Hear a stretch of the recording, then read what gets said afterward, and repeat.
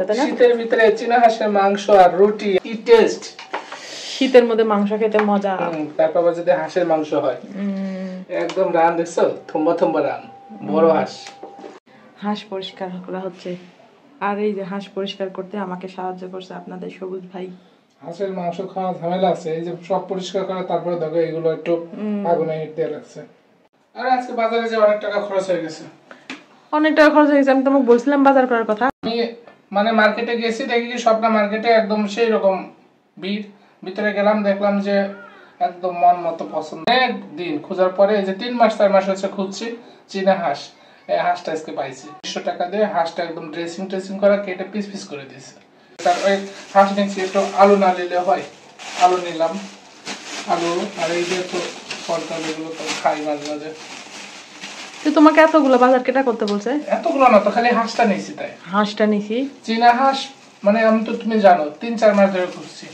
আমি তো জানি না শীতের সময় তুমি হাঁস খাবে, কারণ হাঁস হচ্ছে শীতের সময় খেতেই ভালো লাগে। তাই এইগুলো বাজার করার কোনো দরকার আছে? মানে কি বলবো, এই কলাগুলো অনেক ভালো লাগে, দেশি কলা। ওই যে ঝাঁকাত রাখো। তুমি আবার কিছু মনে করো না, যদি সম্ভব হয় তুমি আজকেই রান্না করো। আজকেই রান্না করে দেওয়া লাগবে? মানে একে তো রাত বিরাতে এগুলো নিয়ে আসিছো, তারপরে আবার তুমি এখনই আবদার করছো। মানুষের আমি দেখো একদম কেটে একদম পুরো সেট করা আছে, কোনো তোমার ঝামেলা পড়তে না। আমি সব গোছাই দিচ্ছি, ঠিক আছে? তারপর তুমি আজকে রান্না করো। আর যদি ভাত রান্না করতে পারলেও করলাম, রুটি যদি গরম করো তাও করলাম, কোনো সমস্যা নাই। কিন্তু খাওয়ার জন্য আমার মনটা অনেক অস্থির। এটা কি হলদি গুঁড়া? এই যে তোমার পুরাতন আলু নিয়ে আসছি, লাল আলু। আর এই যে হচ্ছে তোমার আলু নিয়ে আসছি, নতুন আলু নিয়ে আসছি, যেটা দিয়ে তোমার মনটাই খেতে করো। মাংস বের করো দেখি। একদম একদম সেই চায়না হাঁস, ওই যে কালো যেগুলো না উড়ে, ওইগুলো একদম ক্লিন করা। শীতের ভিতরে চীনা হাঁসের মাংস আর রুটি আর সাথে কি টেস্ট। শীতের মধ্যে মাংস খেতে মজা। তারপর যদি হাঁসের মাংস হয় একদম রান দেখছো, থম্বা থম্বা রান, বড় হাঁস। আজকে রাতে রান্না হবে চীনা হাঁসের মাংস।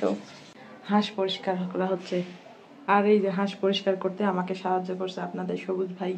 হাঁসের মাংস খাওয়া ঝামেলা আছে, এই যে সব পরিষ্কার করা, তারপরে দেখো এগুলো একটু আগুনে হিট দিয়ে রাখছে। তাড়াতাড়ি করো গো, এগুলো নিয়ে এখনো পড়ে আছো। বাংলাদেশের সবচেয়ে হাঁসের মাংসের ভিতরে চীনা হাঁসের মাংসটা সবচেয়ে সুস্বাদু, জানো? এখন সে টাটকা টাটকাই খাবে, আর আমিও মানে সবসময় তাকে টাটকা রান্না করে করে দিয়ে দিয়ে অভ্যাস দিই। না তাড়াতাড়ি, অনেক হয়েছে, 9:30 বেজে গেছে। কি বলবো, দেখছো একটাই কত পরিমাণে মাংস হয়েছে চীনা হাঁস।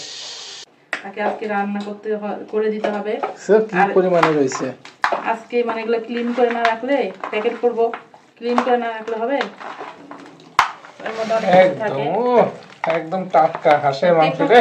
3 ভাগ করি। হ্যাঁ করো করো, মাশাআল্লাহ, আল্লাহ অনেক বরকত দিয়েছে। হাঁসের মাংস দিয়ে যদি চিতই পিঠা হয়, খিচুড়ি হয়, কি যে টেস্ট। আর শীতের এই টাইমটায় হাঁসের মাংস অনেক টেস্ট হয়। এই একটা সমান সমান হয়েছে কিনা সবাই বলবেন। আর এই একটা, এটা আজকের জন্য না।